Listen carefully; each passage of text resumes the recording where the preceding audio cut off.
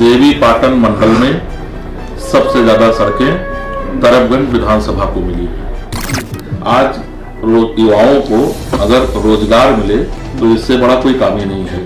रही बात समाजवादी पार्टी की, तो भगवान राम को मानते ही नहीं है, हनुमान जी को मानते ही नहीं है। तो अगर मानते हैं तो समाजवादी पार्टी का कोई भी नेता अपने मंच से केवल एक बार जय श्री राम या जय हनुमान जी का नारा लगा दे। कहते हैं हमें सर्टिफिकेट लेने की जरूरत नहीं कि हम राम भक्त। उनको हम सर्टिफिकेट दे ही नहीं रहे हैं। और जो राम मंदिर के भक्तों को गोली चलवाएगा तो उनको सर्टिफिकेट की कोई जरूरत नहीं है। सर्टिफिकेट उन्हें जनता दे देगी आने वाले चुनाव में। काम की अगर बात करें तो समाजवादी पार्टी का 5-6 गुना ज्यादा काम भारतीय जनता पार्टी में हुआ है।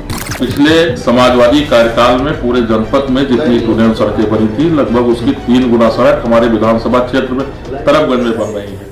नमस्कार, ये इंडी न्यूज की चुनावी चौपाल में आप सभी का स्वागत है। मैं हूं संजय सिंह चौहान। जैसा कि हमने आप सभी से वादा किया था कि गोंडा जिला की सभी विधानसभा सीटों पर चुनावी हलचल की एक अपडेट आपको दिखाएंगे। तो आज हम चलते चलते पहुंच गए तरबगंज विधानसभा क्षेत्र में। सीटिंग एमएलए प्रेम नारायण पांडे जी और प्रत्याशी भी हैं भारतीय जनता पार्टी के, अन्य पार्टियों के भी प्रत्याशी हैं। उनके सुपुत्र जो हैं मनोज कुमार पांडे जी ब्लॉक प्रमुख हैं तरबगंज से, हमारे साथ में मौजूद हैं। अगर सबसे पहले बात करूं तो प्रेम नारायण पांडे जी के जो सुपुत्र विनोद कुमार पांडे हैं वो भी जिला पंचायत हैं। एक सुपुत्र जो हैं ब्लॉक प्रमुख हैं और खुद विधायक हैं। राजनीतिक जो परंपरा है वो पहले से ही चली आ रही है। और आगे क्या रोड मैप तैयार किया है तरबगंज की जनता के लिए, इस पर तमाम बातचीत करने के लिए हमारे साथ में ब्लॉक प्रमुख जी मौजूद है। बहुत बहुत स्वागत है आपका। सबसे पहले जी बहुत बहुत स्वागत है आपका। बहुत बहुत धन्यवाद जी। सबसे पहला सवाल, अब तो 27 को मतदान होना है, जनता के बीच में आप जा रहे हैं जी। रुझान क्या है जनता का? सबसे पहले एक तरफा चुनाव है, भारतीय जनता पार्टी की लहर है और गांव में देहात में गांव की गरीब जनता किसान भारतीय जनता पार्टी के साथ है। कहीं कोई दिक्कत नहीं है। पारिवारिक जो आपका जो पारिवारिक अगर बात करें तो लंबे समय से राजनीति का सिलसिला चला है परिवार में। पहले भी आपने चुनाव लड़ा है और अब भी चुनावी मैदान में है। 17 का जो चुनाव हुआ था और 22 में जो चुनाव हो रहा है, पहले ये कहा जाता था कि जो तरबगंज की तमाम जो विधानसभा के जो तमाम गांव हैं, गांव के किसी 1-2-3 व्यक्ति सम्मानित से मिला जाता था और वो पूरा गांव का माहौल उसी प्रत्याशी के पक्ष में हो जाता था। लेकिन तमाम जगह पे जब मैं घूमा तो ये पता चला कि अब तो विधायक जो प्रत्याशी हैं वो घर घर तक जा रहे हैं जी। तो क्या लगता है 17 से ज्यादा 22 में कसरत हो रही है? नहीं, ऐसी कोई बात नहीं है। 17 के बाद से ही, और अब नहीं जा रहे हैं। 5 साल हम लोग घर घर मिल रहे हैं। 5 साल में कहीं भी पूरे क्षेत्र में किसी के सुख या दुख की सूचना मिली होगी तो जरूर वहां खड़े रहे हैं और 24 घंटा कोई ना कोई उपलब्ध रहा है।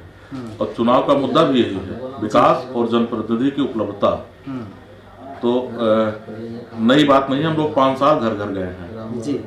तरबगंज की जो जनता है वो ये जानना चाहती है कि 5 वर्षों में हमें मिला क्या है और जो आने वाला 5 वर्ष है अगर इसमें मौका दिया तो हमें मिलेगा क्या?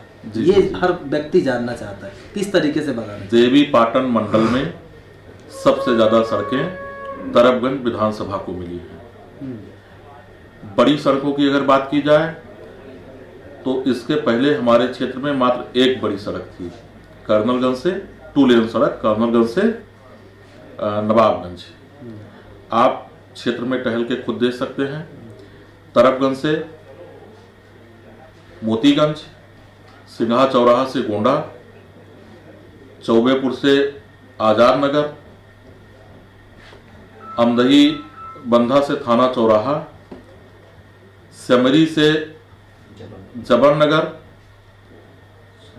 सनौली से पस्का, ये सारी 2 लेन सड़कें हैं। और पिछले समाजवादी कार्यकाल में पूरे जनपद में जितनी 2 लेन सड़कें बनी थी, लगभग उसकी 3 गुना सड़क हमारे विधानसभा क्षेत्र में तरबगंज में बन रही है। एक जीआईसी विद्यालय, 2 हाई स्कूल विद्यालय बन के कंप्लीट हैं हमारे यहाँ, 2 बड़े पुल तो 2 छोटे पुलों का निर्माण हो रहा है।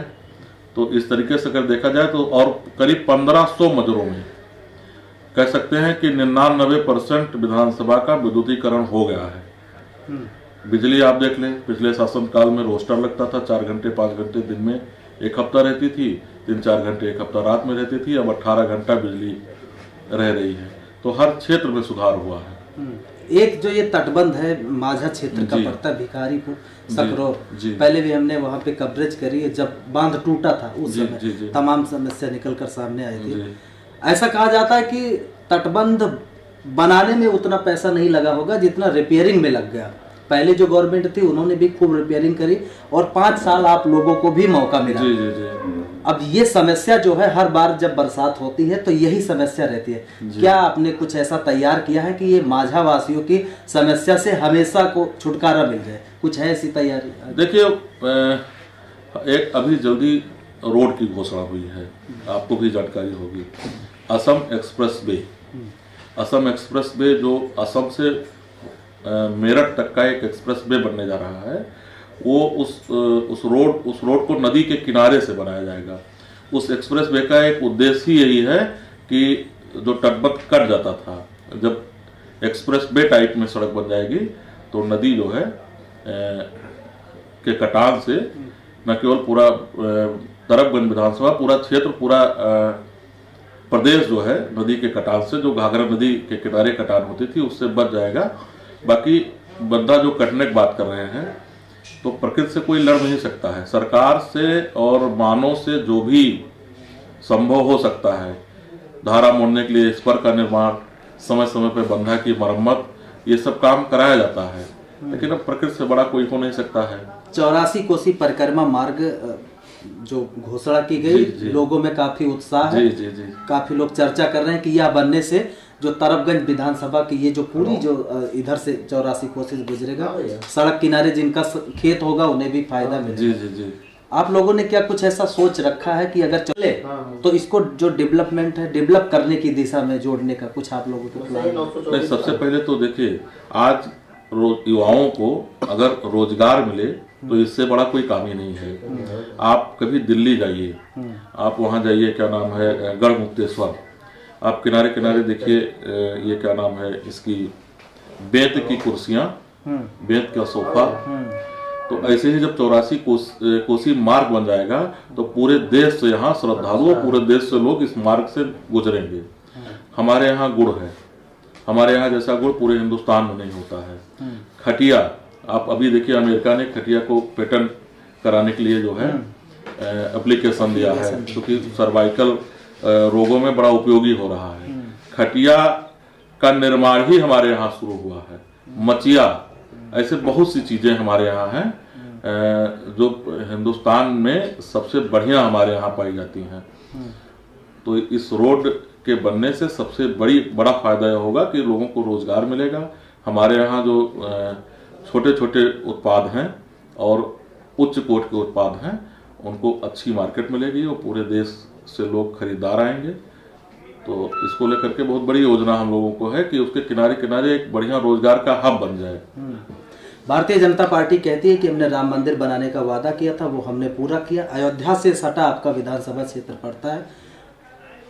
आपके पार्टी के तमाम नेता कहते हैं कि अयोध्या, हनुमानगढ़ी या राम मंदिर से जब दर्शन करके लोग इस रास्ते से जाते हैं तो बीजेपी के प्रति उनकी एक अलग सी ऊर्जा आ जाती है। लेकिन समाजवादी पार्टी कहती है कि आखिर राम के नाम पर कब तक वोट मिलेगा, कुछ काम के नाम पर भी वोट होना चाहिए। काम की अगर बात करें तो समाजवादी पार्टी का 5-6 गुना ज्यादा काम भारतीय जनता पार्टी में हुआ है। रही बात ऊर्जा की, तो हनुमान जी के दर्शन मात्र से हमें ही नहीं, हर आदमी के अंदर असीम ऊर्जा आ जाती है, वो एक अलग विषय है जी। रही बात समाजवादी पार्टी की, तो भगवान राम को मानते ही नहीं है, हनुमान जी को मानते ही नहीं है, तो उनकी बातें न किया जाए तो ज्यादा बढ़िया है। अगर मानते हैं तो समाजवादी पार्टी का कोई भी नेता अपने मंच से केवल एक बार जय श्री राम या जय हनुमान जी का नारा लगा दे। वो कहते हैं हमें सर्टिफिकेट लेने की जरूरत नहीं कि हम राम भक्त हैं। उनको हम सर्टिफिकेट दे ही नहीं रहे हैं। सर्टिफिकेट किसको मिलेगा? जो एग्जामिनेशन पास करके मार्कशीट में अच्छा नंबर लाएगा उसको सर्टिफिकेट मिलेगा, और जो राम मंदिर के भक्तों को गोली चलवाएगा तो उनको सर्टिफिकेट की कोई जरूरत नहीं है। सर्टिफिकेट उन्हें जनता दे देगी आने वाले चुनाव में। आजम खान जेल में है और तमाम पार्टी के नेता बीजेपी कहते हैं कि चुनाव के बाद वो जेल से आएंगे। वो देखिए, वो तमाम फ्रॉड किए थे, उनके ऊपर मुकदमा लिखा गया। अब ये अदालत का मामला है, इसमें हम कुछ नहीं कह सकते हैं। अदालत में जाएं, अदालत की जो प्रक्रिया है उसका पालन करें, अदालत जो भी आदेश देगी सरकार उसको लागू करवाएगी। किसान आंदोलन चला, कहते हैं कि किसान नाराज थे, बीजेपी कहती है हमने कृषि कानून वापस कर दिया तो किसानों का वोट हमारे खाते में आएगा, लेकिन समाजवादी पार्टी कहते हैं कि किसान इसका पूरा जो हर्जाना है वो चुकाने के लिए तैयार। कहीं कोई किसान नाराज नहीं है। तरबगंज के किसानों का क्या? तरबगंज के किसान हमारे साथ हैं। आप परिणाम देख लीजिएगा 11 तारीख को किसके साथ हैं। तरबगंज के सारे किसान हमारे साथ हैं। किसानों की क्या अपेक्षाएं हैं? आप किसानों से मिलते हैं, कुछ ऐसी मांगे आती हैं तरबगंज के जो किसान है कि होना चाहिए ताकि हमें खेती करने में आसान? दो तीन मांगे। देखिए, खाद बीज की जो किल्लत रहती थी वो किल्लत दूर हो गई है।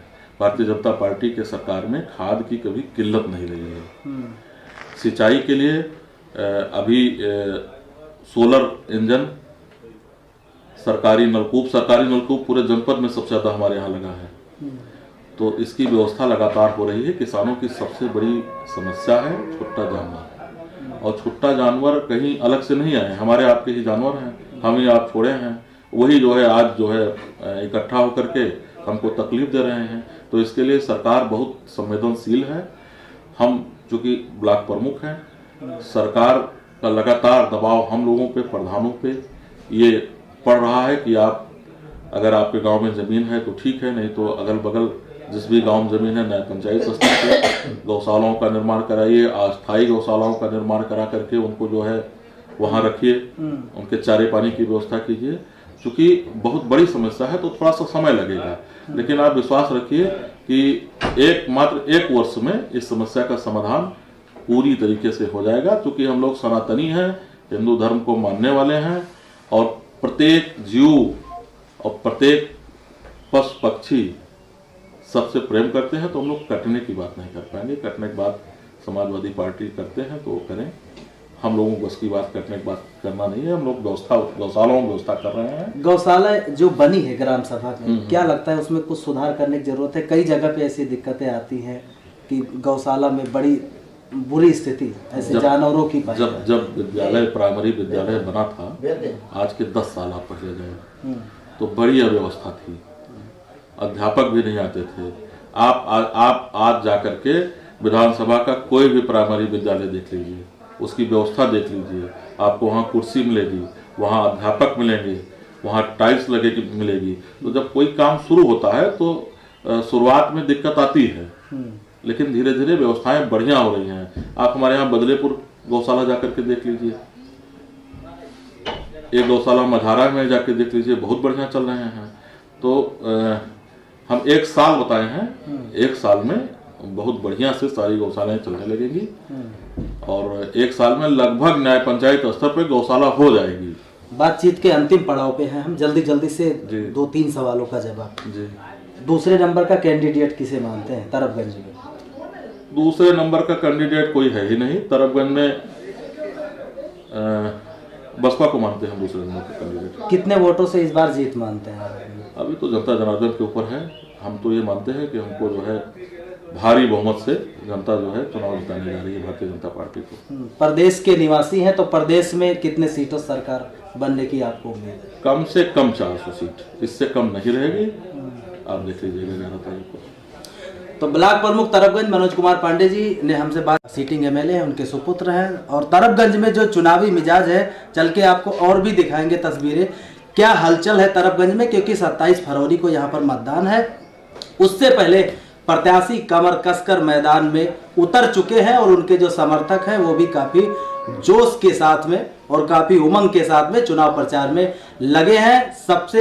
सभी अपने दर्शकों से मैं अपील करना चाहूंगा कि 27 फरवरी को मतदान है, और जिस भी चरण में मतदान है, अगर आप हमारे दर्शक हैं तो आप मतदान जरूर करें, क्योंकि ये आपका मत जो है वो बहुत बहुमूल्य है। आप मत का प्रयोग जरूर करें, क्योंकि राजनीति में भी सक्रिय होना या सत्ता में भी आपकी जो भागीदारी होगी वो आपके सिर्फ एक वोट से होगी, इसलिए मतदान जरूर करें।